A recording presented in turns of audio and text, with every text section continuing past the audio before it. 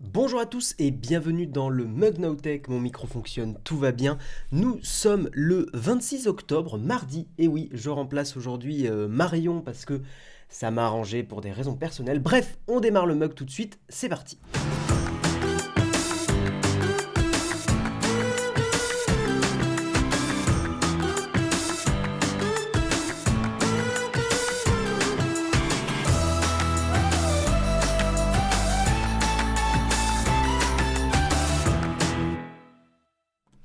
Bonjour à tous, j'espère que vous allez bien. Poumapi qui me dit bonjour monsieur le Parisien, mais j'y suis pas encore, j'y suis pas encore. J'y suis très très bientôt.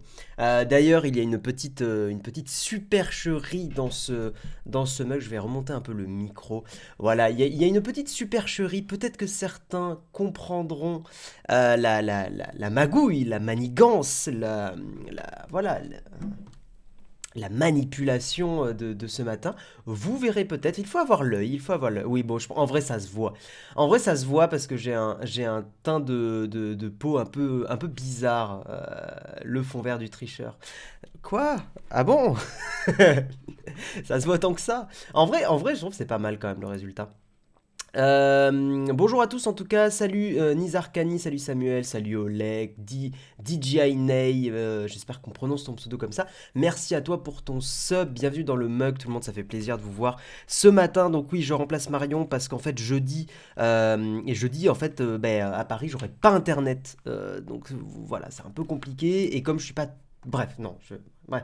Mais en tout cas ça aurait été compliqué de faire le mug. Donc pour ces raisons, j'ai pris le mardi et Marion vous fera le jeudi. C'est une petite inversion exceptionnelle comme ce mug et comme vous d'ailleurs. Et évidemment, cela se reproduira que à de rares occasions. Et voilà, ce n'est pas du tout voilà, ce n'est pas du fond de teint. Mais non, j'ai pas mis de fond de teint. Mais on pourrait, hein, en vrai, le fond de teint est utilisé dans la production audiovisuelle. Hein, c'est hyper, hyper utilisé sur des hommes et sur des femmes. J'ai repéré l'affiche qui devrait pas être là. Bah oui, oui, oui, bien sûr, bien sûr. Mais il est pas mal quand même le fond vert. Là, tu vois, ma main elle est coupée sur la droite. Attends, normalement. Ah non, ça se voit un peu. Ouais, non, ok. Mais voilà, c'est propre. Ouais, non, c'est très très propre. Honnêtement, on s'y croirait. Alors qu'en fait, bonjour à tous. Bonjour, bonjour, salut Flonflon, bienvenue à toi, salut à tous, en tout cas merci d'être dans le mug, vous la connaissez bien sûr, le mug, la matinale tech, est incroyable, démentiel et exceptionnel. J'ai beaucoup dit exceptionnel ce matin. On va parler aujourd'hui, on va faire un petit sommaire rapide, on va parler de Intel qui a priori, serait peut-être en train de rattraper le M1 Max de Apple. Donc on va en parler, hein, on va essayer de voir ça. Mais ça va être rapide. J'ai pas beaucoup de temps ce matin, donc on va essayer d'être assez rapide. Je ne vais pas m'étendre sur les news trop. Je dis ça et je vais faire comme Jérôme, où on va parler pendant 30 minutes sur un sujet. Hein, Jérôme, hier, t'as fait 30 minutes sur le premier sujet, 30 minutes sur le deuxième sujet. J'étais mort. Ça me tue, mais c'est pour ça que vous aimez le mug aussi. On va parler du Xperia Pro One. J'ai une petite info de dernière minute sur ce smartphone. Vous allez voir, il y a une douille. Sony qui est encore extrêmement clair sur leurs produits, quoi. Hein, voilà, on les aime Sony, hein, on les aime. Mais ouais, bref. On va parler du bleu, la couleur bleue. Et oui, vous connaissez la chanson, hein, I'm Blue Dabedi Dabeda, bien sûr. Eh bien, le bleu serait en pénurie. La couleur bleue. C'est fou quand même. On va également parler de pas mal de petites choses par rapport à Apple parce qu'il y a plein de choses qui tombent, hein, les tests des AirPods et du MacBook, mais on a aussi macOS Monterey qui est disponible officiellement, donc on va en parler. On va parler de Tesla qui est coté à 1000 milliards de dollars en bourse. Fait de l'argent quand même, c'est pas mal. Putain, si on avait 1000 milliards de dollars sur Naotech, eh bien, on se paierait des yachts, bien sûr. Également, donc oui, on va parler de quelques mises à jour pour les produits de la pomme. On va parler de Patreon aussi, parce que, pas parce qu'il y a une news Patreon, mais parce qu'on est sur Patreon Nowtech, et c'est important de nous soutenir. Vous pouvez nous soutenir en faisant un sub ou sur Patreon. De cette façon, regardez comme c'est incroyable. Voilà, Patreon. Et puis après, on va faire une énorme tartine. En fait, on va diviser l'émission en deux. Et la deuxième partie sera plutôt une tartine sur les tests, hein, les tests des AirPods 3, des MacBook et des Pixel. En fait, il y a plein de tests qui sont tombés. C'était vraiment la soirée de l'insomnie pour tous les aficionados de la tech. Parce qu'effectivement, il y a plein de tests, hein, qui sont arrivés par plein de journaux et de youtubeurs et youtubeuses aussi, sur les AirPods 3, sur les MacBook Pro, sur les Pixel 6 et Pixel 6 Pro. Donc on va parler de tout ça, on va essayer de faire un petit tour des tests et de prendre un peu la température est-ce que, en gros, de savoir est-ce que les AirPods 3 sont nuls ou est-ce qu'ils sont exceptionnels. Pareil pour les MacBook, pareil pour les Pixels. Donc on va voir ça tous ensemble. Marion a changé, salut Guillaume, salut tout le monde. Oui, non, c'est pas Marion, clairement. Tu sais combien ça fait 1000 milliards l'Armium? C'est terrible l'Armium. OMG, mais what the fuck, ce fond vert, tout ça n'est que tromperie et mensonge. Coucou Aimatis, Aimatis qui était passé sur une des vidéos de Nowtech. Grand, exceptionnelle personne, Mathis, qui était passé en tant que technicien agréé à Apple pour nous donner quelques petites informations croustillantes. Je vous propose qu'on lance le Kawa chargé, et après on fera donc la grosse tartine sur les tests. C'est parti.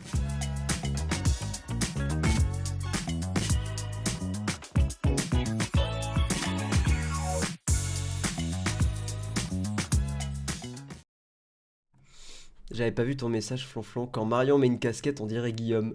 Je serais très curieux de voir Marion avec une casquette. J'ai un doute quant au fait que ça lui aille. Je dis ça, je dis rien. Mais je pense que ça lui irait pas trop. Mais à tester. À tester. Typiquement, ma chérie, cette casquette-là, elle l'a déjà mise. Ça lui va pas trop. Par contre, elle a des chapeaux très sympas. Salut Bastille UI, comment ça va? Sans le fond vert, on verrait le paysage de Malte. Oh, attends, tout est possible. Excusez-moi, on va juste digresser 2 secondes. Tu sais, demander gentiment, tout est possible. Alors, j'espère que ça va pas péter OBS. C'est ma seule inquiétude. Alors, attends. C'est un stream professionnel. Attends, bouge pas. Bouge pas. Hop. Hop. Bouge pas. Parce qu'il faut le mettre en boucle, sinon... Voilà, ça se lit pas. À tout moment, on est à Malte. Bonjour à tous. Ah, on est bien là. Ah, putain, on est mieux que dans mon appart de carton là. On est bien là. Vous en pensez quoi? Est-ce qu'on reste comme ça ou est-ce qu'on ne reste pas comme ça? C'est ça la grande question. Vous vous souvenez quand il disait j'ai pas trop le temps ce matin? Ouais, ça faisait longtemps, hein. On est bien là, non? Vous trouvez pas? Non, allez, on va être sérieux. On reste, oui, on reste. Faut ajouter le bruit des vagues. Non, mais c'est bon. Attends, mais il y a du son sur la vidéo? Non, il n'y a pas de son sur la vidéo. J'avais nourri l'espoir que Guillaume, en hommage à Marion, se pointe avec une perruque ce matin. Non. Merci Ibou pour ton sub. On reste comme ça. Très bien. Allez, on reste comme ça. Ce matin... Oh putain, les gens qui vont débarquer ce matin, ils vont rien comprendre. On va parler donc de Intel. Et Intel avec son Core i9. J'allais le prononcer en anglais, mais c'est chiant de prononcer des gros chiffres en anglais quand on n'a pas l'habitude. Son i9 12900 HK, pas HK, un CPU mobile plus performant que l'Apple M1 Max. Alors oui, c'est pas un titre putaclic, il est plus performant sur les tests. On pourra ajouter des dauphins. Non mais laissez-moi me concentrer le chat, s'il vous plaît. C'est déjà compliqué avec des vagues et des commentaires désobligeants de Flonflon Musique. Donc on va avancer. Donc Intel qui va sortir le Core i9 12900 HK, un CPU mobile donc plus performant que l'Apple M1 Max. Donc Pat Gelsinger, le PDG d'Intel, a admis dans une interview qu'Apple avait fait un bon travail en développant bien sûr ses propres processeurs. Je cite, hein, Apple a décidé qu'ils pouvaient faire une meilleure puce eux-mêmes et vous savez quoi, ils ont fait un assez bon travail. Je dois m'assurer que nos produits sont meilleurs que les leurs, que mon écosystème est plus ouvert et plus dynamique que le leur et que nous créons des raisons plus convaincantes pour les développeurs et les utilisateurs d'opter pour les produits Intel. Je vais donc me battre avec acharnement pour gagner la confiance de Tim dans ce domaine parce qu'ils veulent que Apple reprenne leur puce, bien sûr. La première réponse concrète du géant américain pourrait être la nouvelle puce mobile Core i9 12900 HK. conçu sous l'architecture Alder Lake. Il y aurait des performances supérieures au Apple M1 Max, 3,6% plus performant en simple cœur, enfin en cœur unique, en single core, et 3,9% en multicore. On fait des efforts en anglais ce matin quand même. Je vous montre un peu le benchmark. On se fait des petits benchouilles ce matin. Est-ce qu'on se benchouille un peu ensemble? On va zoomer parce que c'est un petit peu petit. Et la qualité est dégueulasse, vous m'en excuserez. Mais effectivement, on voit que le dernier processeur de Intel, hein, donc c'est un processeur pour ordi portable aussi, hein, il faut bien garder ça à l'esprit, aurait un score, que ça soit en single core ou en multicore, meilleur que le M1 Max. Voilà, donc ça a l'air quand même d'être assez prometteur et meilleur que les gros procos de AMD aussi. Donc ça a l'air plutôt positif. Sur quel type de calcul? C'est du Geekbench. Geekbench est quand même un test de référence assez reconnu. Maintenant, évidemment, ça dépend de vos workflows, hein, de comment vous travaillez. Ça va beaucoup influer sur les performances. Parce que, typiquement, par exemple, Premiere sur les M1 Max et M1 Pro a pas l'air d'être, j'ai vu déjà des chiffres, a pas l'air d'être incroyablement monstrueux. Il n'y a pas eu l'air d'avoir de gros changements. Oh oui, bench-moi, Guillaume. Non, mais il va falloir se calmer, Mathis. Attention. Attention. Donc maintenant, effectivement, il y a une question. Je crois que la question n'a pas été répondue sur l'efficience, bien sûr, parce que ce qui est intéressant chez les processeurs Apple, c'est l'efficience, c'est le fait que ça consomme rien pour des performances assez géniales. Donc voilà, donc on n'a pas d'infos. Intel n'a pas communiqué sur la consommation énergétique de ce nouveau processeur, donc on en reparlera probablement dans le mug, mais effectivement, c'est quand même, en fait, peut-être même l'info principale qui manque dans cette news. 2,21 gigawatts, je pense que c'est exactement ça.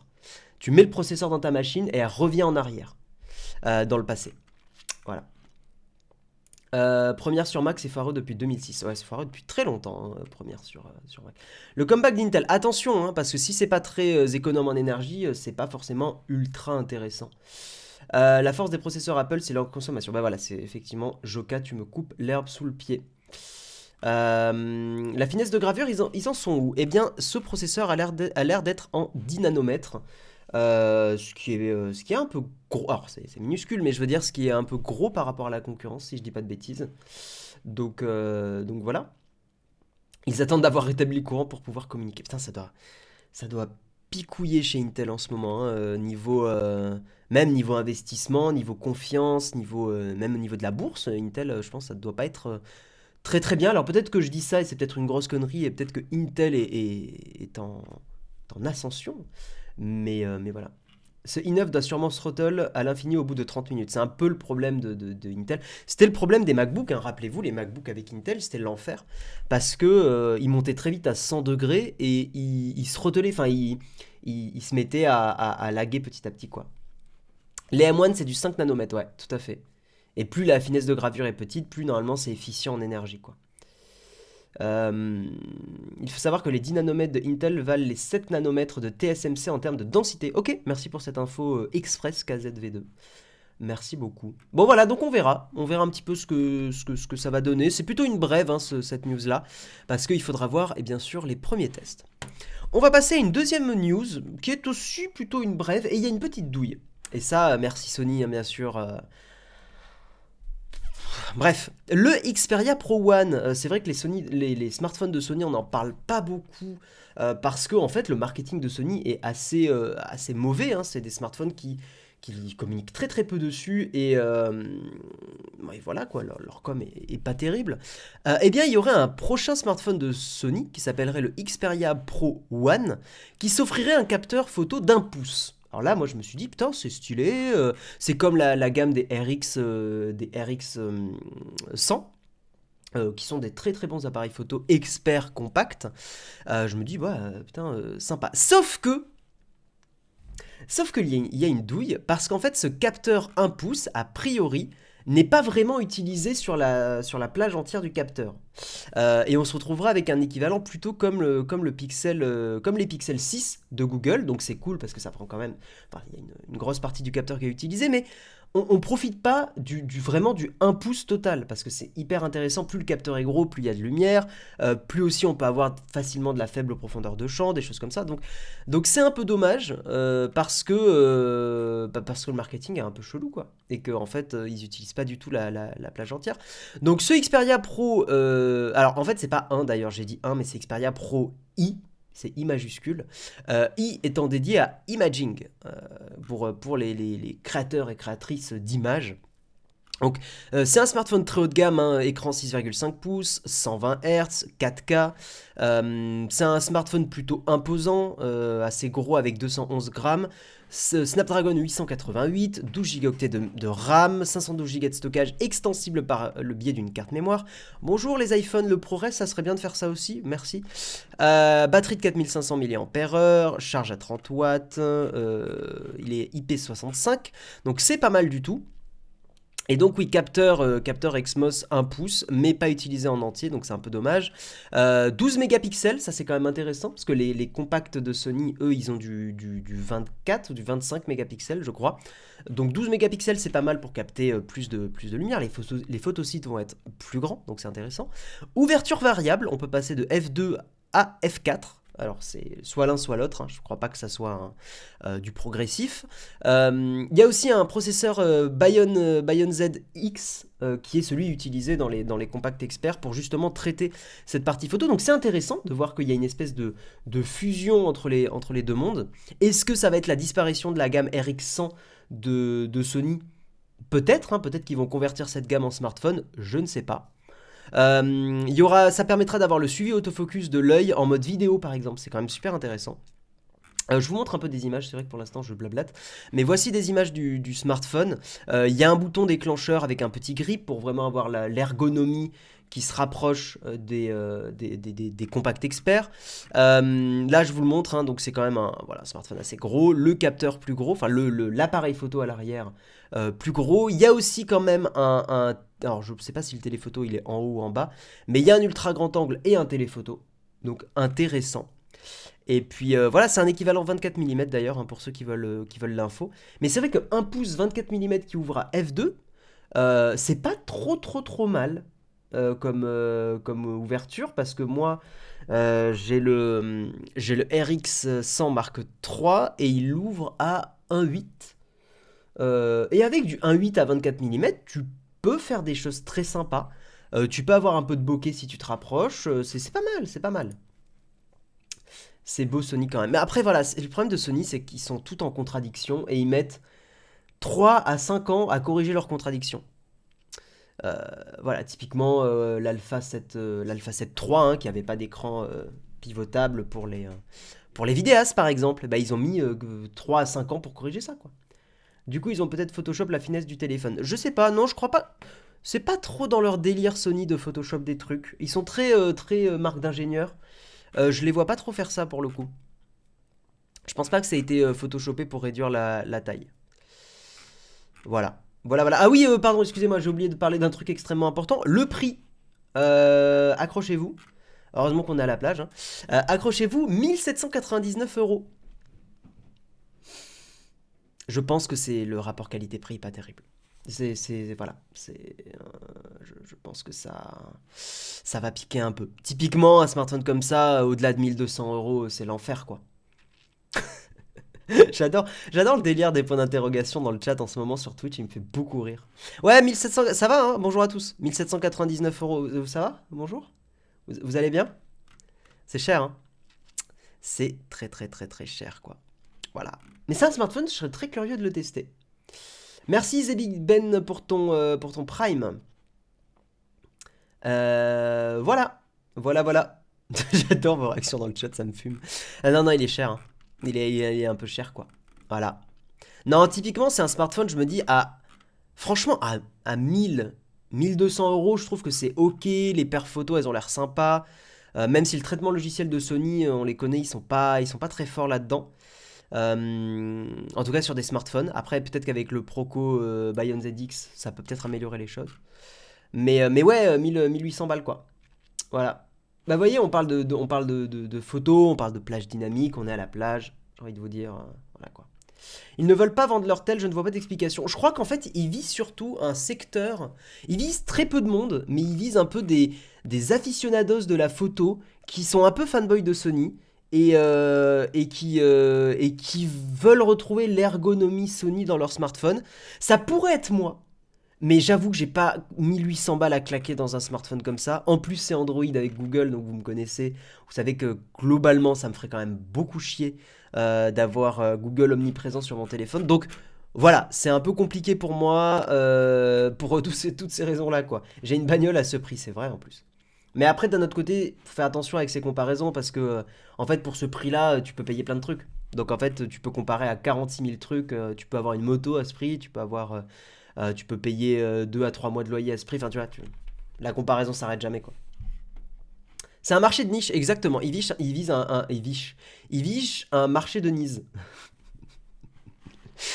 Bref, pouf, voilà. Sony a de l'ergonomie. Oui, en vrai, ils sont pas mauvais depuis leur nouveau menu. Leurs boîtiers tiennent bien en main. Moi, j'aime beaucoup l'ergonomie des boîtiers Sony, hein. Je trouve ça trop bien. Demande gentiment à Jérôme, il te permettra peut-être de faire un test. On est surchargé de boulot en ce moment, on peut pas. Moi, avec mon déménagement, j'ai perdu quasiment 2 semaines de boulot dans la pire période des youtubeurs. On a beaucoup de deadlines et tout. On est un peu sous l'eau en ce moment. On est un petit peu sous l'eau, quoi. Ça fait ça fait même 400 Big Mac. Non, mais c'est ouf. Attends, mais 400 Big Mac, mais vous vous rendez compte? Mais vous vous rendez compte, sans déconner. Surchargé de plus de thunes. Exactement, on est évidemment pété de thunes, vous le savez bien. Pas du tout.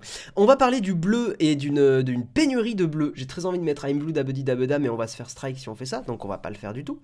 News assez intéressante, on va essayer d'aller assez vite dessus. Une pénurie de bleu qui menace le monde.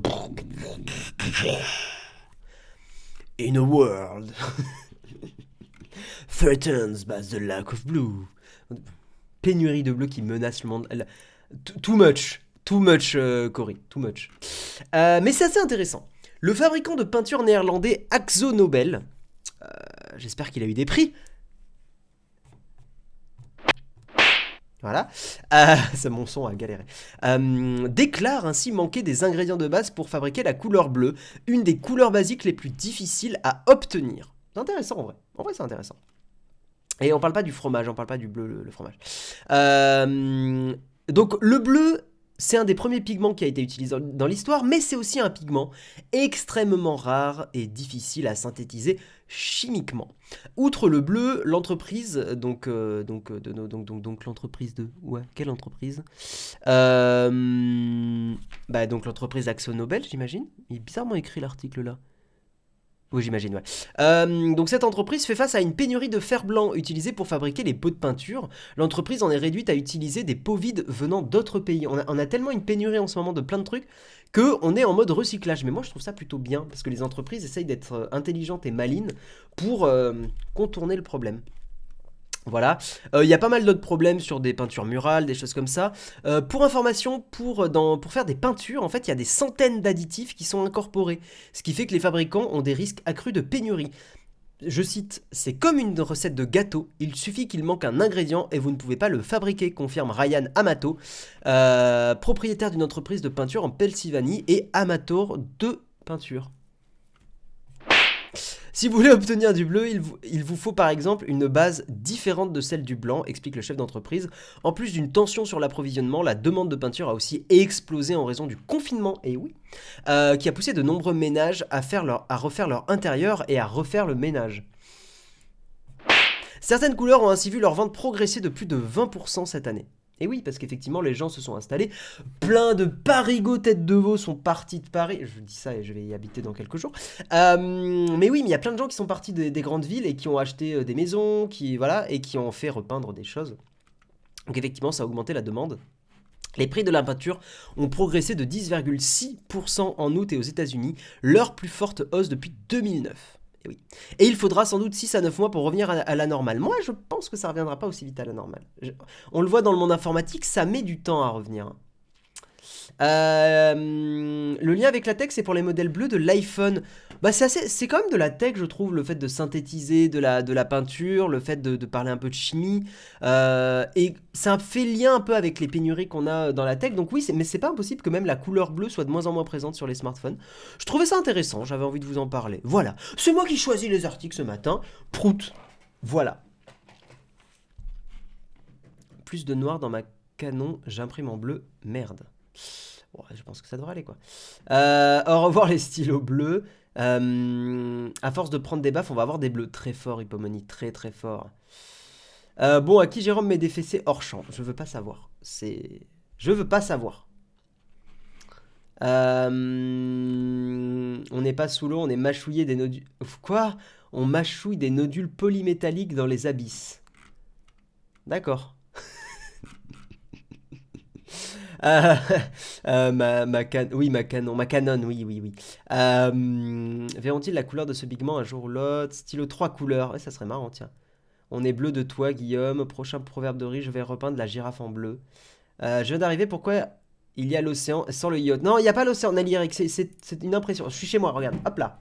Voilà, bonjour à tous. Je suis à l'appart, pas de souci. Pas de souci, pas de souci. À la fin du mug, vous êtes obligé de rester jusqu'au bout, je vais révéler la supercherie. Et je vais enlever le fond vert et vous verrez que c'est d'une tristesse. Bref, on a parlé du bleu, on va parler... Ah, on va parler d'Apple, yes. Regardez, l'œil est transparent et ça me fait beaucoup rire. Voilà, c'est tout.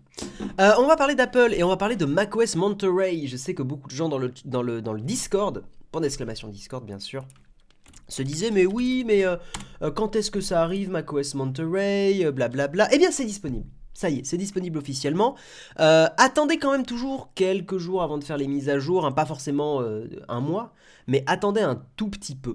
Un tout petit peu, voilà, pour s'il y a des petits bugs des fois qui passent en prod, qui sont corrigés, on l'a vu avec iOS 15, hein, ça a été un beau bordel. On va refaire un tour, mais alors très très très très très rapide des nouveautés de ce macOS Monterey. Déjà au niveau de la compatibilité, c'est compatible on va dire à partir de fin 2013. Mais pas pour tous les modèles. En gros, le MacBook 12 pouces, c'est compatible à partir de 2016. Le MacBook Air, c'est 2015. MacBook Pro 2015. iMac 2015. Mac Mini 2014. Mac Pro 2013. Et iMac Pro, c'est compatible. Vous le savez donc sur Safari, la barre d'onglet a été retravaillée, on va pas en reparler, on en a déjà parlé beaucoup. Le mode concentration est arrivé aussi sur macOS Monterey, donc c'est synchronisé avec tous vos appareils iOS. Il y a FaceTime aussi qui est intégré avec un lien partageable, donc ça on en a déjà parlé. AirPlay, alors moi ça je voulais vous en parler, je trouve ça hyper cool et je savais pas. L'écran de l'ordinateur devient lui-même maintenant un récepteur pour d'autres appareils, cela signifie que vous pouvez diffuser votre iPhone ou votre iPad directement sur l'écran de votre Mac. Donc en gros, si vous avez un iPad et que vous voulez que l'écran soit diffusé autre part et plus grand, eh bien vous pouvez diffuser votre iPad sur votre Mac sans utiliser un logiciel externe, voilà, uniquement avec AirPlay. C'est quand même stylé. Avant, on pouvait le faire par exemple sur l'Apple TV et tout ça. Par contre, attention, cette fonctionnalité nécessite un MacBook Pro ou Air de minimum 2018. Je pense que c'est la puce Wi-Fi qui est dans les Mac qui doit être limitante, et donc ça doit être que à partir de 2018. Un iMac de 2019, un Mac Mini de 2020, un Mac Pro 2019 ou un iMac Pro. Également, vous avez la fonctionnalité de texte dans l'image que je trouve hyper pratique. Moi qui suis en train de faire plein de papiers pour déménager, je vous garantis que cette fonctionnalité de prendre une photo d'un truc et de sélectionner le texte dedans, ça me change la vie. J'exagère à peine. Je trouve ça hyper pratique. Donc ça c'est disponible dans macOS maintenant. Et Universal Control. Vous vous rappelez la petite présentation où Craig Federini, je crois c'est ça, il flexait en se baladant avec le curseur sur un Mac, sur un MacBook, sur un iPad. Eh bien c'est bientôt disponible, c'est dans quelques semaines que vous pourrez balader votre curseur entre le Mac et l'iPad. Voilà, donc ça c'est bientôt disponible. Voilà, c'était pour faire un petit récap de ce nouveau macOS. On va avancer, parce que, encore une fois, le but n'est pas d'en reparler pendant des années, mais je trouve ça hyper sympa. Ça se voit, grâce à cette fonctionnalité, tu as un meilleur teint. Et Fitness Plus disponible en France le 3/11. Ah, ça c'est intéressant. Parce que moi je voulais tester Fitness Plus. Parce que ça fait 8-9 mois que je fais du sport et que je fais toujours les mêmes exos. je dois vous avouer que j'en ai un peu marre, donc j'avoue que je testerai bien Fitness Plus. Voilà, je suis assez curieux de voir tout ça pour varier un peu, honnêtement. Parce qu'en plus, honnêtement, l'abonnement Fitness Plus, et j'ai comparé à d'autres abonnements de trucs de sport, c'est pas si excessif que ça, Fitness Plus, quoi. Hâte de balader mon curseur, très bien Bastien. On fera des séances ensemble, exactement, Flonflon. Let's go. On va être tout transpirant, dégueulasse, ça va être incroyable. À Fitness Plus, attention, tout est en anglais, sous-titré en français. Je m'en fiche parce que l'anglais du sport, maintenant, je le comprends à peu près. Donc c'est pas trop un problème. J'ai pas pris un MacBook Pro avec les full specs, j'ai pris un 14 pouces en 32 Go de RAM et c'est tout. C'est la seule upgrade que j'ai faite. Qui arrive d'ailleurs le 4 novembre, normalement. Je croise les doigts pour que ça arrive vite. On va parler de Tesla avant. Oui, non, on a encore deux petites news rapides. On va parler de Tesla qui est coté maintenant à 1000 milliards de dollars en bourse, 1000 milliards de 1000 sabords, comme dirait bien sûr le capitaine Haddock. Donc oui, Tesla, c'est quand même beaucoup. C'est quand même beaucoup d'argent. C'est surtout un cercle très, très fermé dans lequel Tesla vient d'entrer, celui des sociétés valorisées à plus de 1000 milliards de dollars. Ils ont franchi ce cap le 25 octobre. Par le passé, seules 6 entreprises avaient réussi à franchir ce cap, les 4 GAFA, Microsoft, donc les GAFAM, et PetroChina. Alors PetroChina apparemment n'y est plus. Au troisième trimestre 2021, seuls Microsoft, Apple, Amazon et Google dépassaient encore pas Facebook. Ok. Dépasser encore ce seuil de valorisation en bourse, ce qui fait de Tesla la 5e au classement actuel. Et oui. Donc oui, Tesla a battu des records au troisième trimestre, parce qu'en fait, ils vendent énormément de voitures, Tesla, ils sont très très très forts. Alors que beaucoup de constructeurs automobiles ont du mal à gérer la pénurie de composants, Tesla a su naviguer, c'est des voitures, naviguer c'est drôle, a su naviguer avec habileté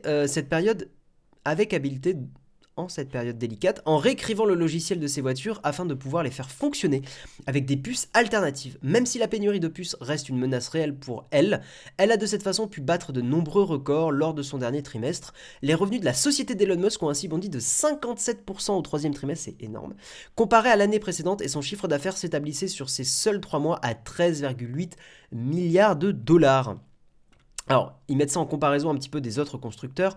Les autres constructeurs tels que General Motors, Stellantis, Honda ou Nissan sont en berne, pardon, les ventes sont en berne, alors que Tesla, les ventes sont en plein essor. Et c'est vrai que moi, je trouve que dans mon analyse un petit peu, ou plutôt dans mon ressenti, c'est vrai que Tesla a plutôt la cote, que ça soit autour de moi, ou que ça soit même en général. Quand je pense voiture électrique et voiture innovante, je pense Tesla. Je pense pas du tout aux constructeurs historiques. Donc il y a probablement de la meilleure com à faire aussi sur les autres constructeurs. La société a livré plus de 240 000 voitures électriques au troisième trimestre, soit une hausse de 20%. C'est vraiment beaucoup. Tout ça explique bien sûr la hausse de la valorisation de Tesla en bourse. Et puis et voilà, et la Tesla Model 3 est d'ailleurs la voiture électrique la plus vendue en Europe. Et d'ailleurs j'ai une petite news aussi là-dessus, c'est que le loueur Hertz a commandé 100 000 voitures Tesla. Vous savez, Hertz, vous les connaissez, hein, c'est une entreprise qui loue des véhicules. Et donc ils ont commandé 100 000 Tesla. Donc pareil, ça aussi, ça contribue au succès de Tesla. Et c'est ce qui fait qu'aujourd'hui, eh bien, ils sont autant valorisés en bourse. Voilà. Les autres constructeurs électrisent beaucoup des modèles existants, ça n'aide pas à imprimer une nouvelle ère. Je suis bien d'accord avec toi, Megadub, ouais. Les modèles 3 se vendent par paquebot. Non mais c'est assez hallucinant, ouais. Ils sont hype, ouais, mais ils ont le vent en poupe, complètement. C'est dingue, Tesla ne livre plus à Chambourcy, mais dans un hall du Parc des Expos à Villepinte. Ah ouais. Ça fait beaucoup d'argent, hashtag analyse, yes, j'avoue. Exactement. Non mais c'est intéressant. J'avoue que le marché automobile, c'est pas un des marchés que je connais le mieux. Donc je ne me risquerai pas à une analyse approfondie. Mais c'est vrai que c'est intéressant de voir que bah ouais, c'est une des seules entreprises de véhicules automobiles qui a atteint cette valorisation-là, 1000 milliards de dollars en bourse. On verra ce que ça va donner. Moi j'attends de voir si un jour Elon Musk quitte l'entreprise. Est-ce que l'entreprise aura le même essor, hein, la même dynamique? Je ne sais pas. J'avoue qu'après Elon Musk n'est pas une personne que je porte dans mon cœur, hein. Je trouve qu'il est assez génial sur certains points, mais voilà, c'est un entrepreneur de génie, hein. On lui reconnaît quand même PayPal et donc Tesla. Maintenant, c'est vrai que bon, voilà, c'est un personnage, quoi. C'est C'est un personnage. Surtout en France par rapport à la Belgique, vous avez d'énormes aides pour les véhicules écologiques qui font qui rendent la Tesla très très attrayante. Ouais, c'est vrai qu'il me semble qu'il y a des aides aux véhicules électriques en France. Tu as raison, ouais. J'attends qu'un constructeur crée un moyen de passer à l'électrique sur des véhicules thermiques, ça serait ouf. Je pense que ça arrivera pas trop. Je pense que les constructeurs ont plus intérêt à te revendre un nouveau véhicule que de changer le tien. Euh, Déjà, il n'était pas à la conf actionnaire la semaine dernière, je crois que tout le monde était soulagé. Ah ouais, incroyable. Il s'est vendu plus de Tesla Model 3 que de Clio ou de Sandero pas électrique sur le dernier trimestre en Europe. C'est fou. C'est fou. Non mais c'est fou, Tesla, c'est incroyable. Qu'on aime ou qu'on n'aime pas la marque, c'est incroyable. Moi j'avoue, alors, voilà, moi je pense que j'aurais pas de voiture tout de suite du tout, mais j'avoue que typiquement c'est une voiture, je me dis si je devais acheter une voiture et si j'avais l'argent, parce que ça coûte extrêmement cher, mais j'avoue que c'est une voiture qui me séduit pas mal. Voilà. Maintenant, il est probable que dans ce que j'ai envie de faire de ma vie, je pense pas acheter une voiture personnelle. Puis j'aurais trop peur qu'on me pète la bagnole ou qu'on m'emmerde avec cette voiture. Mais c'est des voitures qui sont extrêmement séduisantes. Je le reconnais totalement. Je trouve que l'habitacle est cool, même si je crois qu'il y a des gens qui critiquent un peu l'habitacle, hein, qui disent que quand même il y a des marques historiques qui font bien mieux, qui ont bien plus d'expérience en termes de confort, ouais, voilà, enfin, d'intérieur. Mais il s'avère que sur la partie tech, la voiture était extrêmement intéressante, quoi. Moi, je trouve que la finition n'est pas à la hauteur du prix. Voilà, mais ça, je l'ai déjà entendu. C'est pas la première fois que j'entends qu'effectivement, les finitions pour le prix, il y a mieux dans la concurrence. Par contre, ce que vous payez avec Tesla, c'est la marque. Il y a et la partie interface qui, a priori, est super travaillée. Il y a une boîte à prout. J'ai envie de vous dire, s'il y a une boîte à prout, c'est quand même un gage de qualité. Ça m'a fait hurler de rire de voir qu'il y a, dans une voiture qui coûte plus de 50 000 balles, il y a une boîte à prout. Euh, Voiture à Paris égale chaussures de ski à la plage, ça sert à rien et ça encombre. Ah oui, non, c'est l'enfer à Paris. À la limite, louer des voitures, ça peut être sympa, ça peut grave dépanner. Typiquement, tu dois aller chercher, tu vas aller en vacances, louer des bagnoles, c'est hyper bien. D'ailleurs, il y a des services en plus de location de voitures qui sont maintenant hyper bien. Où je sais plus comment ça s'appelle, mais tu as une carte et tu peux louer les voitures, les gens ils les laissent en libre service, c'est hyper bien. Il y a une boîte à prout et je l'ai pas. Ah, mais t'as une Tesla, Flonflon? Bof de France, un peu. Moi j'en ai une, les finitions c'est quand on va aller dans le détail, mais très sincèrement le véhicule est très confortable, et pour en avoir eu beaucoup dans le même segment, c'est ma préférée. Après Tesla tu achètes pour les performances inégalables, pour le prix et pour la technologie, complètement. J'ai une Model 3 et c'est très confortable et mieux fini qu'auparavant. Putain, vous êtes beaucoup à avoir des Tesla. Mais comme quoi, c'est bien la preuve que, euh, que ça fonctionne. Que ça fonctionne. Si on a des gens dans le chat qui ont des Tesla, pourtant, voilà, on a des audiences qui sont très chouettes pour Twitch, mais on n'a pas 50 000 viewers non plus. Donc voir que vous êtes déjà quelques personnes à avoir des Tesla, c'est quand même assez incroyable et ça montre le succès de l'entreprise d'Elon Musk. Le modèle Y avec les mises à jour non autorisées en France, elle conduit toute seule vraiment. Ouais. Mais bon, la France, voilà, fait. Ça se discute. Ça se discute parce que s'il y a un accident, on peut accuser les pouvoirs publics de laisser ces voitures électriques, machin. Donc c'est compliqué, je pense, de faire avancer les lois là-dessus. Donc je jette pas la pierre. Moi aussi, j'en croise de plus en plus des Tesla, ouais. Tout à fait. J'ai pas de voiture, mais j'utilise une petite voiture en autopartage pour des petits besoins et location de voiture pour les vacances. Ouais, je trouve que le partage de bagnole et la location, je trouve ça hyper bien. Mais je comprends le plaisir de posséder sa propre voiture aussi, hein, je le comprends totalement. Ça montre aussi que l'auditoire est très bourge. Alors, bourge est un thème peut-être un petit peu, voilà. Mais après, on le sait qu'effectivement, on a un public qui est plutôt, dans ce qu'on avait vu, hein, on a un public qui effectivement est plutôt aisé. Vous l'avez prise en leasing, les gens dans le chat. Avant juin, on pouvait avoir une Model 3 pour 37 000 euros. Eh ouais. Pour ce type de voiture, c'est pas cher. Il faut se rendre compte qu'une société, une Model 3, revient à l'équivalent d'une Audi A3 bien équipée grâce aux avantages fiscaux. Ouais, c'est ça, il y a vraiment des aides et tout. Hein. La tech, c'est de droite. Non, c'est pas vrai en plus. Je te garantis qu'il y a un écosystème de tech bien. Après, gauche, droite. Mais il y a un écosystème tech, on va dire un peu le monde de l'open source, qui, par ses idées, et moi j'aime beaucoup ces idées-là, et beaucoup plus avec des idées de gauche, Et voilà quoi. Donc, mais bon, j'ai pas envie de retomber dans ça. Je crois que ça fait 2 jours qu'on parle de ça là. On va changer un petit peu ce matin. Donc, je ne lirai pas les messages qui parlent de politique ce matin. Pour changer un peu, hein, j'adore ça. J'adore parler politique. Mais voilà. On en a parlé hier. Le titre même hier du live, c'était Twitter penche à droite. Donc, voilà. Pas assez riche pour me payer une Tesla, mais je me suis rabattu sur une Zoé. Mais c'est vachement bien les Zoé. En plus, c'est les Zoé qui ont un bruit hyper reconnaissable, là, le... Ce truc-là, quand je l'entends passer, à chaque fois, je bug un peu. Euh, Tac, tac, tac. Location chez Hertz malin car beaucoup de superchargeurs est facile à recharger.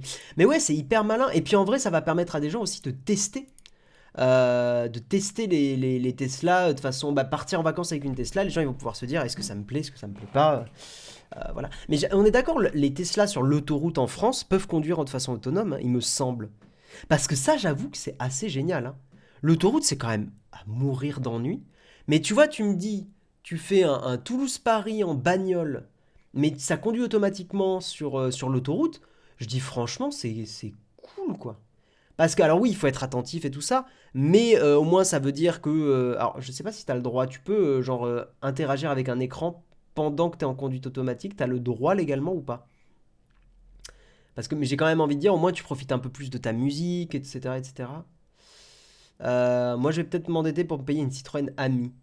C'est pas la voiture pourrie, la Citroën Ami, là, qui était hyper décriée, surtout la V1.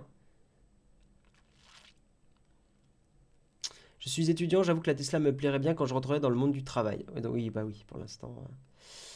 Oui, non, on n'a pas le droit, hein, on est d'accord, hein. Ouais, ouais, on n'a pas le droit.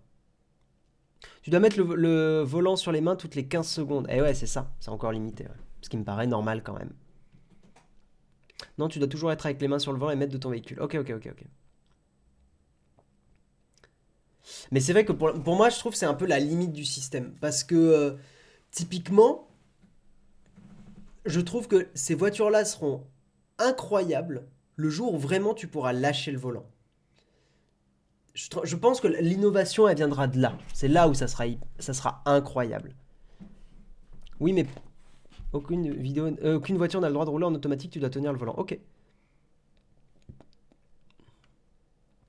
Ce qui me saoule, c'est qu'il n'y a pas d'obligation de câblage des parkings pour les nouveaux immeubles pour pouvoir recharger une voiture. Ah oui, ça c'est dommage. Bon, par le coup, tu es sur des rails égale dans un train. Oui, c'est ça, c'est ça. Mais maintenant, après, je continue de préférer le confort du train pour aller d'une ville A à une ville B, quoi. Le seul truc, c'est qu'évidemment, quand tu vas en vacances dans certains bleds et qu'il n'y a pas de gare pratique, c'est compliqué. Après, moi, je trouve que le régulateur, c'est suffisant pour se reposer sur l'autoroute. Ok. Oui, mais Guillaume, le volant, c'est bien, mais la boîte à prout. Flonflon, il a retenu qu'un truc. Yes, beaucoup de voitures ont des modes où elles peuvent se diriger toutes seules, mais elles te rappellent à l'ordre dès que tu lâches le volant. Ok. C'est un vrai plaisir sur l'autoroute, mais tu peux lâcher le volant, c'est juste que toutes les 15 secondes, il faut que tu montres que tu es présent. Ok. Ok, ok. La fermeture des petites gares, ça craint. Ouais, maintenant j'analyse que dans le futur, je pense qu'il y a plein de petites gares qui vont réouvrir. Le jour où avoir des voitures, ça va être compliqué par rapport à l'écologie. Parce que ça, je suis convaincu qu'inévitablement, on va arriver dans 20, 30, 40 ans à une époque où peut-être que la voiture individuelle sera beaucoup plus réglementée. Euh, je pense qu'il y a plein de petites gares qui vont réouvrir. Mais ça, je suis assez convaincu que ça va être beaucoup réglementé. Ou en tout cas, il y aura beaucoup d'incitation à ne pas posséder plusieurs voitures individuelles, à rouler un certain nombre de kilomètres. Je suis assez convaincu que ça arrivera. Je sais qu'à chaque fois que je dis ça, il y a des gens dans le chat qui sont en mode mais qu'est-ce que tu racontes Guillaume? Mais tu es de... Non, j'allais faire... la vanne, tu es de gauche. Non, mais tu es un utopiste, gna gna gna. Mais je suis assez convaincu que ça arrivera un jour. Donc on verra. On verra, mais peut-être qu'à ce moment-là, est-ce que les petites gares vont réouvrir? On verra. On verra, on verra. On va avancer, on va parler on va reparler un petit peu d'Apple et de iOS 15.1 qui est disponible. J'ai fait la mise à jour ce matin avant le mug. Je suis extrêmement con de faire ça parce que c'est hyper risqué. Mais tout va bien. Tout va bien. Mon petit iPhone 13 Pro va très bien. Voilà. Et c'est juste pour vous faire un petit récap des petites news de cette version 15.1. Très rapidement, je vous fais pas tout le récap. Je vous fais les news principales à retenir. Il y a SharePlay qui est disponible maintenant. Donc SharePlay, c'est pour regarder par exemple des séries Apple TV, écouter du Apple Music, faire du Fitness Plus en même temps. Flonflon. Voilà, on va pouvoir faire le Fitness Plus avec SharePlay, incroyable. Il y a des nouveautés sur la partie caméra, ça va nous intéresser particulièrement. Le ProRes est disponible officiellement. Donc ça c'est quand même très très cool, même s'il n'y a toujours pas de moyen de le transférer efficacement, merci Apple bien sûr, et surtout la possibilité, d'ailleurs attendez je vais le tester en direct, la possibilité dans la partie photo de désactiver le switch automatique de caméra quand on ne veut pas faire de la macro surtout, parce que c'était ça qui était chiant. Je vais regarder tout de suite dans la partie photo, appareil photo, blablabla, blablabla, macro auto. Ok, et bien on peut le désactiver, et bien ça fait plaisir. Alors maintenant, la question c'est comment on fait de la macro. J'imagine que pour faire de la macro, il faut juste passer à l'ultra grand angle. Ouais, c'est ça. Hein. Il suffit juste de passer à l'ultra grand angle, on peut faire de la macro. Ok, ah c'est beaucoup mieux comme ça quand même. Hein. C'était hyper chiant ce macro. D'ailleurs, c'était hyper chiant quand je prenais en photo des papiers pour les envoyer par exemple par email. Parce que j'approchais un peu le téléphone et il passait en mode macro. Alors que honnêtement, je pense que je devais être à cette distance du papier, quoi. J'étais pas du tout prêt. Donc c'était hyper chiant. Salut Tilican, bienvenue à toi sur le stream. Bienvenue, bienvenue. J'ai acheté le Portcat MagSafe, il n'est pas reconnu par l'iPhone et iOS 15.1 ne corrige pas le problème. Ah ouais, c'est dommage ça. Merci pour le déclenchement de mon Siri. Ah bon? J'ai déclenché un Siri? Je confirme, c'était relou la macro, c'était hyper chiant. Honnêtement, c'était très très pénible. Voilà. Et également, au niveau des corrections de bugs, je vais vous en citer une qui est hyper importante. L'application photo, pour certains, vous aviez des bugs sur le fait que ça vous disait que le stockage était rempli en permanence. Ça faisait la notif tout le temps. C'est corrigé. Voilà, donc vous n'aurez plus le problème de votre stockage est saturé, là, qui effectivement emmerdait beaucoup de gens. On va passer à la grosse tartine, on va parler des tests des AirPods 3, des MacBook et des Pixel 6. Donc énorme tartine, on va essayer d'aller assez rapidement. Je vous fais un petit tour d'horizon de ce qui s'est dit. Mais avant, eh bien, nous allons parler du sponsor d'aujourd'hui. Et le sponsor, c'est nous-mêmes. Et c'est vous surtout. C'est Patreon et les subs Twitch et tous les moyens en fait de nous aider dans notre aventure Nowtech. Car oui, en fait, nos sponsors se sont arrêtés. Hein. On a des sponsors qui ne durent pas forcément un an entier. Hein. C'est des sponsors sur des semaines ou des mois. Vous pouvez soutenir Nowtech. Nowtech, c'est une petite entreprise artisanale. On fait nos petites vidéos à la bonne franquette. Et on a besoin de sous. Pour évoluer, pour avancer, pour embaucher. Maintenant, on est quand même 6, 7 dans l'équipe. Alors 7 en fait, parce qu'il y a Hugo, mais Hugo en ce moment, il est genre pas du tout là. Donc on va dire qu'actuellement, on est quand même plutôt 6 dans l'équipe. Tout ça, ça coûte de l'argent. Voilà, hein, vous le savez, produire des vidéos gratuites, en plus, hein, je tiens à le rappeler, produire des lives et des vidéos gratuites, ça coûte énormément d'argent. Il y a même une vidéo où on en parle hein, sur la chaîne Pourquoi YouTube n'est pas gratuit, je crois qu'elle s'appelle. Donc si vous voulez nous soutenir sur Nowtech, eh bien vous avez le sub Twitch. Si vous regardez beaucoup sur Twitch, c'est hyper intéressant. Sinon, vous avez pour moins cher que le sub Twitch, le Patreon, à partir de 1€ par mois. Vous avez les mêmes avantages. Hein. Dans les trois seuils, vous avez exactement les mêmes avantages. On n'a pas fait de préférenciation. On dit pas comme ça. On n'a pas fait d'incitation à payer plus cher. Donc que vous soyez peut-être étudiant avec un budget plus serré ou que vous soyez possesseur de Tesla. Non, je rigole bien sûr, hein, ou que vous n'êtes pas du tout forcé évidemment, mais vous pouvez nous soutenir, nous c'est extrêmement important, vous êtes déjà 388 à nous soutenir de cette façon, tout l'argent des abonnements Patreon va au salaire, tout cet argent est utilisé pour les salaires, et vous avez comme avantage les salons de discussion, donc le Discord hein, qui est spécialement fait pour les contributeurs et contributrices, les lives contributeurs et contributrices tous les jeudis à 18h, les vidéos avant tout le monde, et le vide-grenier avec les produits d'occasion, avec des prix super intéressants. Donc voilà, avec des replays gratuits. Les replays aussi des mugs sont gratuits, c'est vrai qu'on les laisse complètement gratuits. Donc voilà, clairement, c'est voilà, c'est comme ça que nous, on essaye de se financer sur Nowtech. Ça fonctionne, mais je vous garantis que c'est pas facile non plus. On n'est pas, contrairement à ce que des fois on dit en blaguant, pété de yachts et de thunes. Ce n'est pas vrai. Donc voilà, donc si vous voulez soutenir l'aventure, eh bien n'hésitez pas. Et donc le sponsor du jour, eh bien c'est vous, les gens qui nous regardez sur Twitch. Voilà. Voilà, voilà. Voilà, voilà. Hop. On va maintenant, je vous propose, passer à la grosse tartine du jour. Euh, Ça fonctionne, mais j'aimerais une augmentation. J'ai pas dit ça, c'est toi qui l'as interprété comme ça, tout simple. C'est pas 25 centimes un pain au chocolat. Ah, oula, où est-ce que t'as vu des pains au chocolat ou des chocolatines à 25 centimes? Si, si, je dis ça, je suis con. Si, si, dans les Lidl, t'as effectivement des boîtes de plein de chocos et à des prix hyper intéressants. Et en plus, ce sont pas forcément mauvaises. Donc voilà. Lidl, c'est la vie. Lidl, c'est hyper bien. J'avoue que. J'avoue que c'est hyper bien. Pourquoi je dis ça? Je sais pas. On va passer à la tartine, mesdames et messieurs. C'est parti.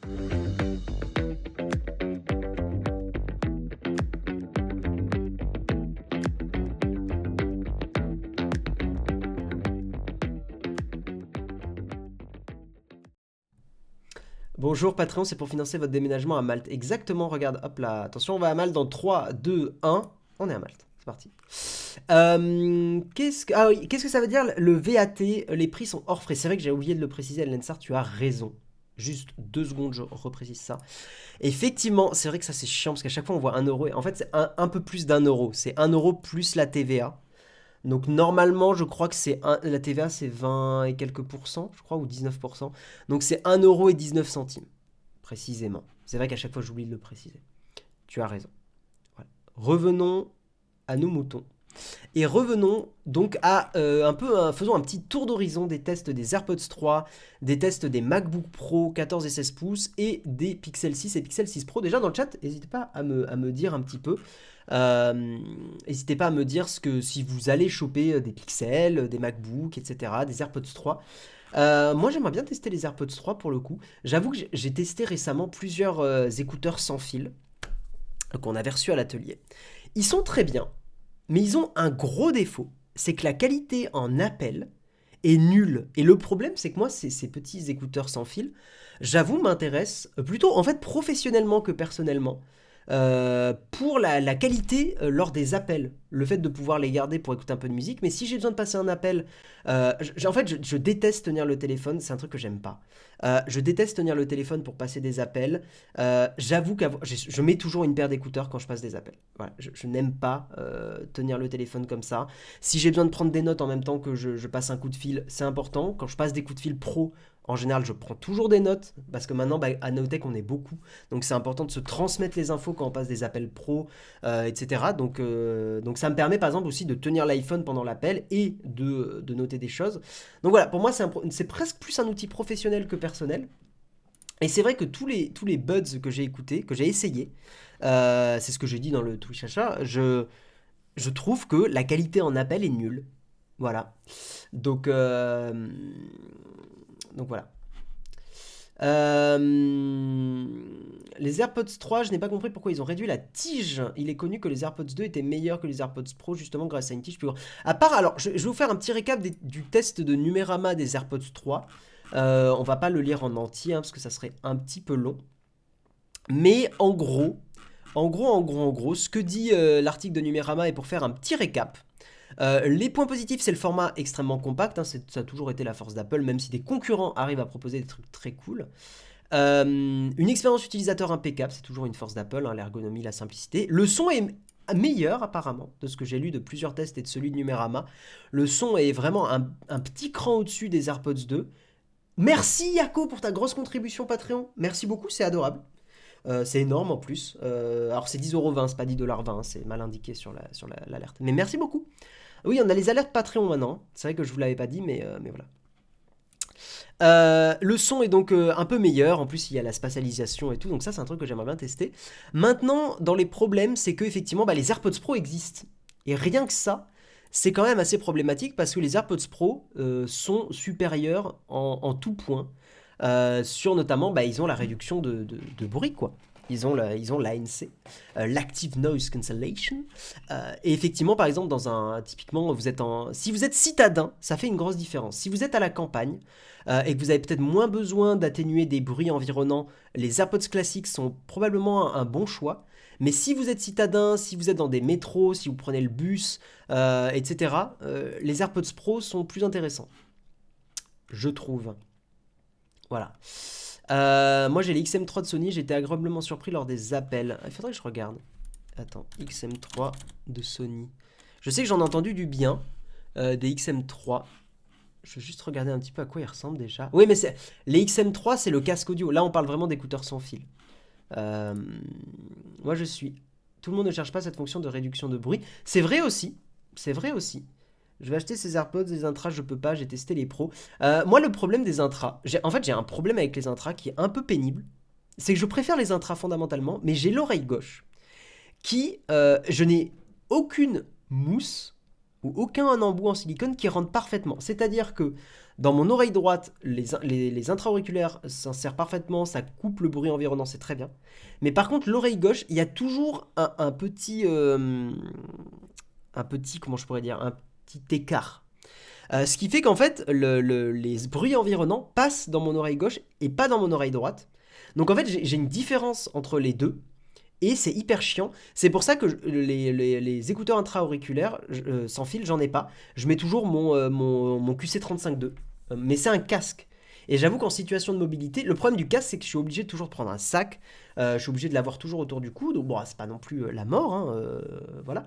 Mais j'aimerais bien trouver une solution peut-être plus transportable. Il y a les XM3 qui sont intra-auriculaires. Ils ont fait une mise à jour pour avoir une super qualité d'appel. Mais je suis assez curieux parce que j'aime bien Sony en plus, vous le savez, je suis un peu fanboy. Je suis pas fanboy de leurs noms de produits qui sont un peu à chier, soyons honnêtes. Mais c'est même. Enfin bref, non, je dirais rien. Mais. Mais tu vois, c'est des intra-auriculaires. Et je suis assez convaincu que je vais les essayer, je vais être déçu. Je suis tellement d'accord, moi j'ai un casque Beats et franchement en appel c'est chiant, je trouve qu'avec des écouteurs tu te sens plus libre, mobile. Ouais. Moi les intras ne tiennent pas dans mes oreilles, il y a les WF XM4. Mais j'aime pas le design des Sony. Tu vois, j'avoue que je suis pas fan. Je suis pas fan de ces designs là comme ça et je suis convaincu que ça tiendra pas dans mon oreille. Je préfère les AirPods 2 et bientôt les 3. Bah j'ai hâte de tester. Moi je pense honnêtement, je pense que je les prendrai pour tester. Les écouteurs Sony te demandent une photo de ton pavillon d'oreille pour s'adapter. Ok. Je compte changer mes AirPods 2 car la batterie ne tient plus. C'est le vrai problème de ces écouteurs par contre.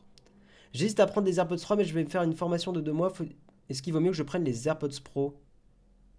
Je sais pas, ça dépend de tes préférences. Encore une fois, ça dépend de est-ce que tu supportes les intras ou pas. Bon bref, pour revenir un petit peu au test, donc c'est noté 4 sur 5. Je vous lis un peu la conclusion des AirPods 3. On les testera sur la chaîne, hein, bien sûr, mais je vous lis, on va dire, une pré-conclusion. C'est des tests. Pour moi, c'est des tests qui sont plus des prises en main que des tests. C'est un avis personnel. Vous savez que sur Naotech, on prend quand même plus de temps pour tester des produits en règle générale, quand on peut se le permettre. Des fois, on peut pas, mais souvent, on se le permet. Donc c'est, on va dire, une review un peu prise en main. Les AirPods 3 sont une évolution attendue des AirPods. Exit le format long tige, on se retrouve avec des AirPods reprenant les lignes des AirPods Pro. Une petite boîte MagSafe et le contrôle par retour de force sur la tige. C'est vrai que maintenant on les pince. Au lieu de tapoter, on pince. Et je trouve que l'ergonomie est mieux.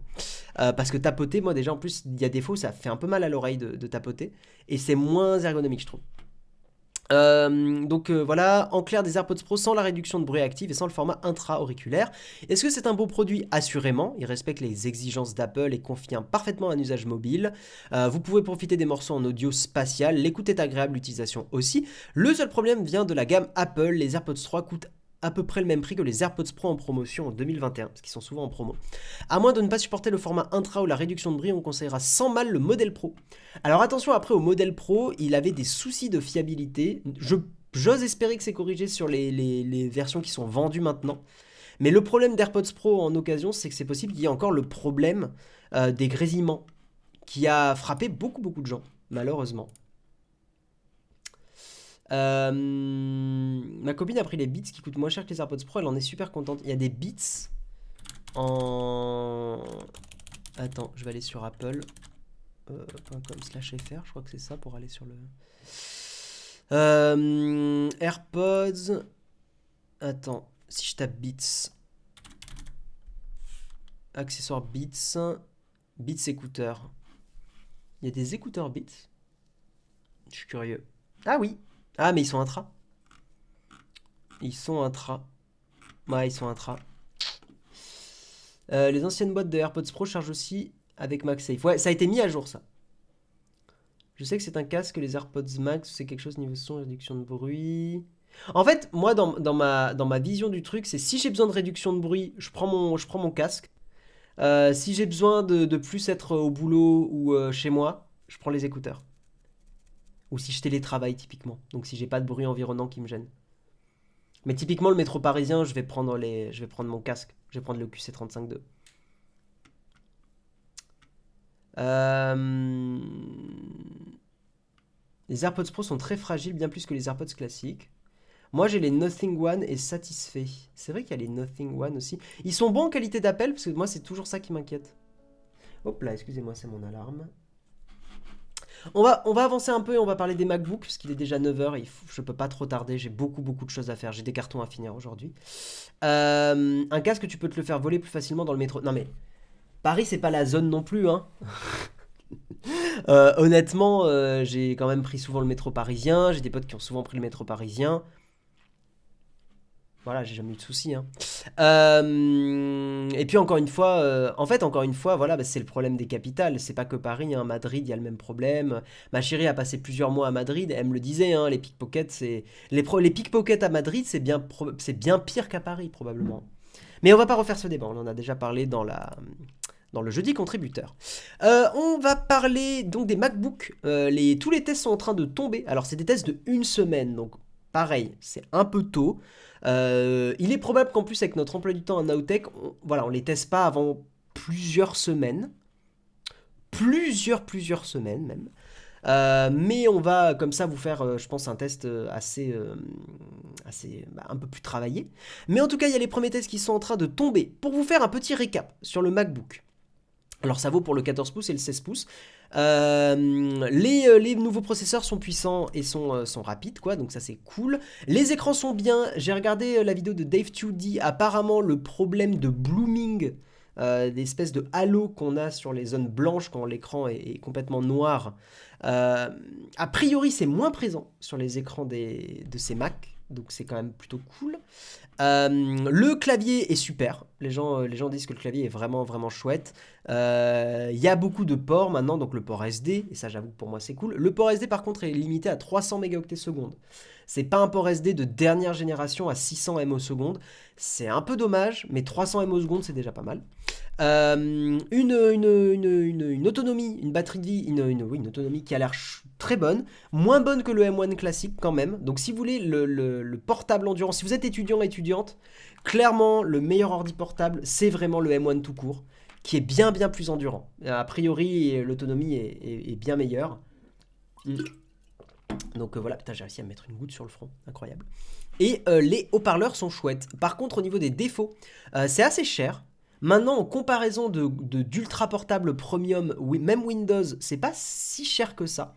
On va dire que c'est un petit peu plus cher pour des performances similaires. Et encore, les performances des Mac sont meilleures. Parce qu'on n'atteint pas les performances de ces Mac en fait dans le monde Windows. Ou alors c'est vraiment cher. Mais je crois que de tous les benchmarks que j'ai vus, il n'y a pas pour l'instant d'ordi portable Windows qui atteigne ces perfs. Et surtout pas avec la consommation d'énergie, hein, parce que c'est le gros point quand même de ces Mac. Il n'y a pas de possibilité d'augmenter la mémoire, hein, la RAM ou le stockage. Ça fait chier, parce qu'en plus le châssis est plus gros. Donc Apple aurait très bien pu ingénierer son ordi pour augmenter la RAM ou augmenter le stockage. Ils font un peu chier, hein, on va dire qu'ils sont les premiers à défendre l'écologie, mais encore une fois, le droit à la réparation, c'est pas leur truc. Donc ça, c'est chiant. Et c'est un truc que je reproche énormément à Apple. Donc ça, c'est très embêtant.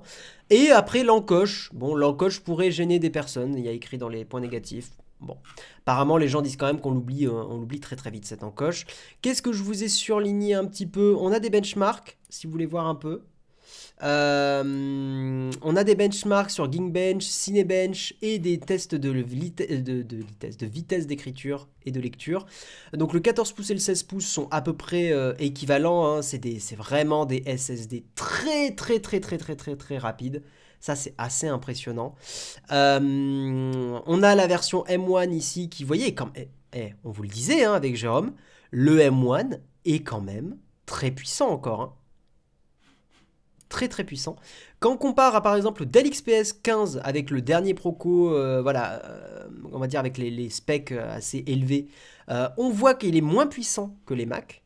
Mais il est très puissant, attention, très très puissant. Si vous préférez les Dell XPS et Windows, c'est un très bon investissement, ce Dell XPS.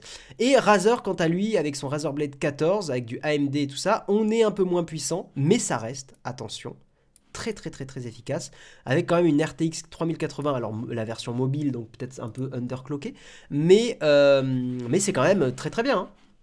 Mais voilà, les Macs sont plus puissants. Ces Macs sont plus puissants. Qu'est-ce que je vous ai surligné d'autre dans le test?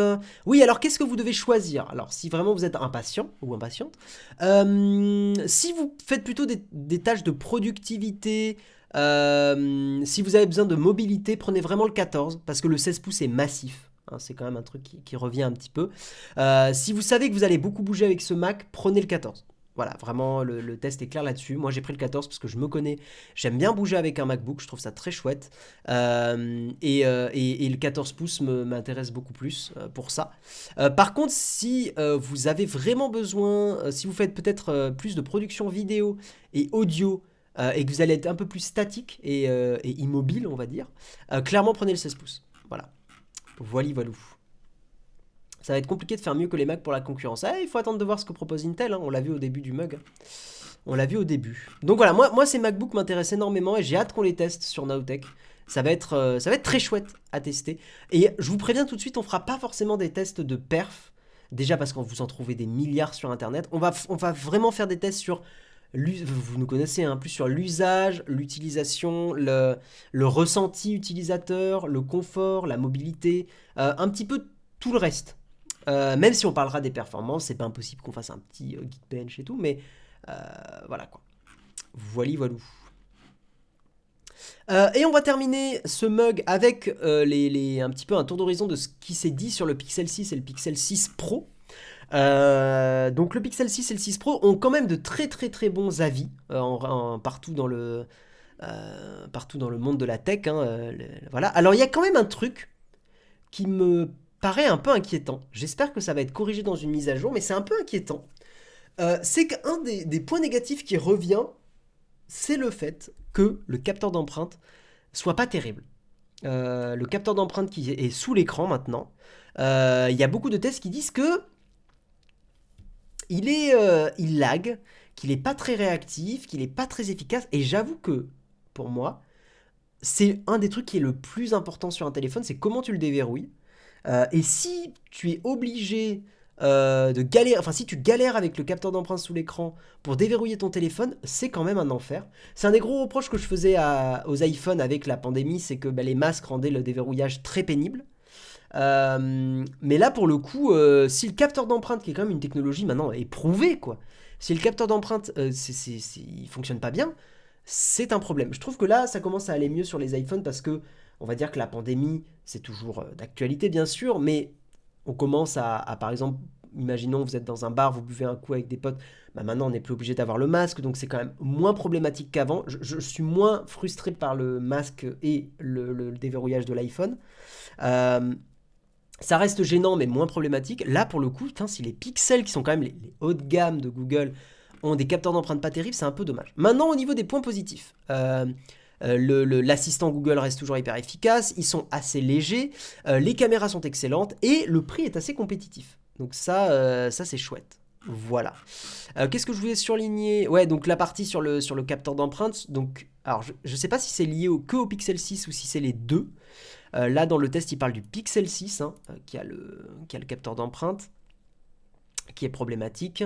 Qu'est-ce que je vous ai un petit peu surligné aussi, au niveau de la caméra, donc capteur de 50 mégapixels, mais capteur 50 mégapixels qui en fait fusionne les pixels pour avoir une image de 12 mégapixels.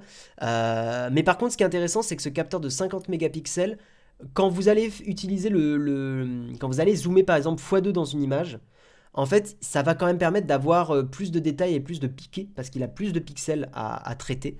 Le seul problème, ça va être en basse lumière, ou en basse lumière, si vous faites un zoom x2, a priori, l'image sera pas terrible. Mais en pleine journée, c'est intéressant, si vous faites du paysage, des trucs comme ça, je trouve que l'idée est plutôt cool. Voilà, les photos sont aussi bonnes que l'iPhone 13 Pro, voire parfois meilleures. J'ai vu des vidéos où il y a une chaîne, la MaxTech, je sais plus comment il s'appelle, où il compare les photos et je trouve que le Pixel donnait des photos un petit peu meilleures. Donc j'avoue que j'aime bien le Pixel, mais par contre on a un peu perdu le rendu Pixel qu'on avait les années dernières. Je trouve qu'on a moins les images un petit peu légèrement bleutées, et un peu plus contrastées et un petit peu plus saturées qu'on avait sur les pixels d'avant. Je trouve que là c'est moins le cas. Je trouve que pour le coup, c'est des fois l'iPhone qui m'a surpris à proposer des photos un peu plus contrastées. Voilà, donc les choses changent, pardon. Typiquement, ils le disent dans l'article, hein, Google a un look plus neutre. Ce qui est assez étonnant, hein, c'était pas leur marque de fabrique avant.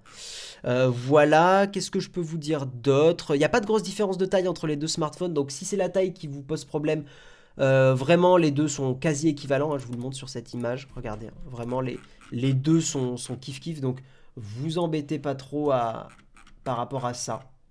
Hein, les deux sont très très très très similaires.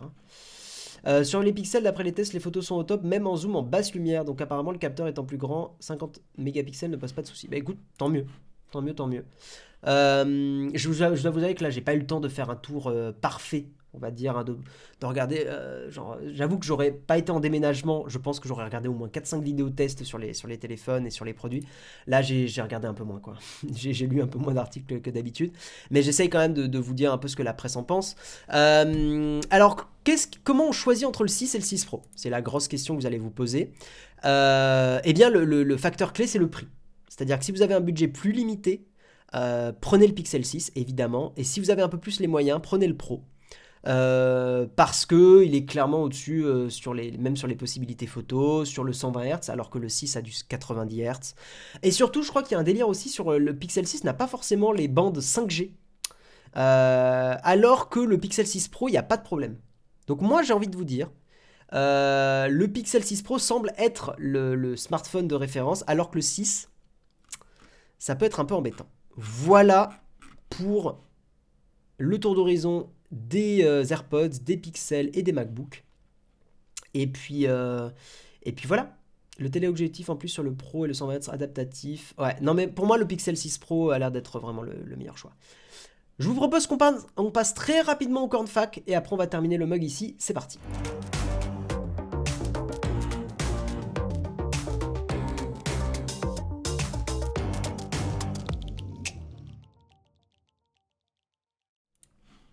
Alors, est-ce que vous avez des petites questions? Est-ce qu'on continue à parler un petit peu rapidement des pixels et tout ça? Je me surprends à dire que le pixel est mieux que l'iPhone. Ouais. Là, je vous avais dit que je montrerais la supercherie. Attendez. C'est vrai, je vous avais dit. Préparez-vous. Ça va faire tout bizarre. Oh, je me détends. Oh, merci Gatineau pour ta contribution. Merci beaucoup. Alors, attendez, attention. Attention. Tintin, tintin, tintin, tintin, tintin. Et voilà la fin de la supercherie. Et bien sûr, mon armoire qui est vide. Et oui, la fin d'une époque. Là, il n'y a pas de fond vert, là. La fin d'une époque, bien sûr. Mais le renouveau. Le renouveau, c'est cool. Voilà. Là, il n'y a pas de fond vert. Voilà, voilà. Et oui, l'armoire derrière qui est vide. Hein. D'ailleurs, l'armoire qui, a priori, voilà, pas besoin de la démonter. Donc, ça, c'est cool. Et oui, c'est tout vide. Et oui, et oui. Et oui, et oui. Et là c'est pas du... Voilà, hein, regardez, je tape, hein. Voilà, je tape sur l'armoire. C'est pas un... Si vous imaginez deux fonds verts, ça m'aurait tué. Enfin, un fond vert et un fond bleu. Genre, j'enlève le fond vert et il y a un fond bleu avec un autre fond. Ça aurait été incroyable. Quelle horreur, ce fond de streamer sans light fluo bleu-rouge. Ah, ça fait bizarre, en vrai. Ça fait vide. Je regarde un petit peu. Red, de quoi? Ce deuxième fond vert est top, il est en 3D, on peut taper dessus. Exactement. Exactement. Bon, s'il n'y a pas trop de questions, je vais terminer le mug ici. Ça marche pas les lettres. Je vais regarder qui on va raid. Qui on va raid. Hier, on a raid Flonflon, je crois, donc on va pas forcément le raid s'il est en live. Je vais regarder. Putain, alors attendez, parce que je suis pas connecté. Tu feras les liens à l'atelier. Tu feras les mugs à l'atelier, tu veux dire non? Attendez, je regarde si sur Twitch je suis connecté. Hop. Ah, je suis connecté. Mais je pense qu'on va raid Cabri. On va raid Cabri DIY. Ouais. Ouais. Ça fait longtemps qu'on l'a pas raid Cabri. En plus, c'est un poteau. Donc, let's go. Merci Skyvider, mais merci pour toutes vos contributions Patreon. C'est adorable. Merci beaucoup. En vrai, ça nous soutient énormément. Donc, merci beaucoup. Ça nous permet de continuer à proposer effectivement voilà, le contenu gratuitement, à éviter de mettre des paywalls qui sont très agaçants pour vous. Alors, j'espère qu'on ne sera pas obligé d'y arriver un jour. Je le souhaite vraiment, parce que c'est pas notre volonté. Mais c'est vrai qu'on regarde... Enfin, il y a typiquement... Il y a des chaînes type... c'est Domingo, qui lui a... oui, attends. Il y a Domingo qui, lui, par exemple, a mis les replays de Popcorn avec un paywall sur Twitch. Donc, nous, on aimerait ne pas arriver à ce genre de situation. Donc, effectivement, on compte sur vous. On compte sur vous pour contribuer, nous aider à produire tout notre contenu. Voilà. Merci beaucoup. C'est très sympa. On va lancer un raid. On va lancer un raid. Paywall. Paywall, ça veut dire un mur de paye. Ça veut dire que tu es obligé de payer pour voir quelque chose. Voilà. Et pour l'instant, sur Nowtech, il n'y a pas de paywall. On n'a jamais fait payer un contenu. Voilà. Voilou. T'as pas eu la notif à cause de la mise à jour. Ah mince, Master. Bon, c'est pas grave, écoute. Tu as le replay. On va raid donc Cabri. Voilà, Cabri DIY qui est en stream. Je vous fais des bisous. Merci à tous d'avoir suivi ce mug, le dernier à Toulouse. Et oui, mais c'est pas grave, hein, c'est cool. Donc je vous fais des gros bisous. Demain, vous aurez Jérôme. Jeudi, vous aurez Marion. Jeudi à 18h, si vous êtes contributeur, contributrice, il y a 3 personnes qui nous ont rejoints sur Patreon, c'est adorable. Vous aurez accès au live privé. N'hésitez pas à venir échanger avec nous. On parle de petites choses privées entre nous. On est bien, on parle de la vie, de business, de plein de trucs. Enfin, c'est très cool. Et vendredi, ça sera Jérôme. Voilà. Dans les news aussi, très important, mercredi, il y a un live. Suivez bien nos réseaux sociaux. Il y a un live, c'est chez Samsung, voilà, que Jérôme va faire, qui sera normalement sur Twitch. Donc voilà, suivez-nous, suivez-nous sur Twitch et mettez bien la cloche. Voilà, et puis je vous fais des bisous. Ciao tout le monde. Bye bye, je crois que j'ai fait le tour des annonces, donc tout est bon. Ciao.